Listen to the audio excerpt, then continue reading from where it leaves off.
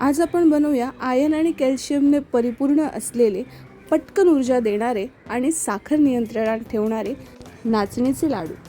सर्वात पहिलं आपल्या आवडीचे ड्रायफ्रूट्स ड्राय रोस्ट करून घेऊया। एक छोटी वाटी तीळ, तेही वेगळे ड्राय रोस्ट करून घेऊया।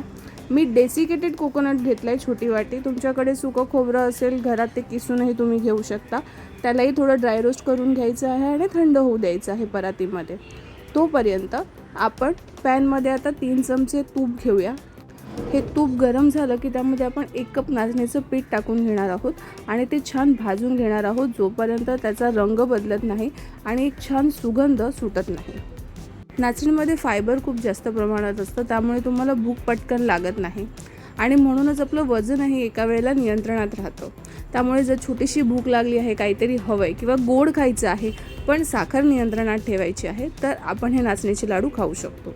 पीठ आता आपलं छान भाजून झालंय। आता आपण हे सुद्धा जरा गार होऊ देऊया।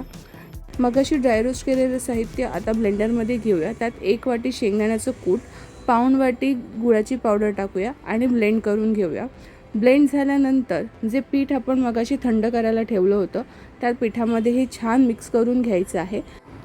पूर्ण मिश्रण मिक्स झाल्यानंतर आपण ह्याच्यामध्ये थोडंसं तूप जे आहे ते गरम करून घेणार आहोत, जेणेकरून लाडू वळायला सोपं होईल।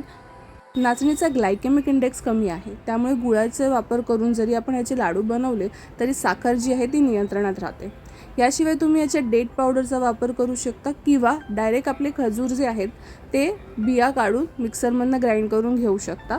त्यामुळे तुम्हाला शुगर फ्री नाचणीचे लाडू मिळतील आणि शिवाय तुम्ही ह्याच्यामध्ये सीड्ससुद्धा ड्राय रोस्ट करून वापरू शकता। तर आपले घरच्या घरी हेल्दी नाचणीचे लाडू तयार आहेत। सो नक्की ट्राय करा आणि मला कळवा।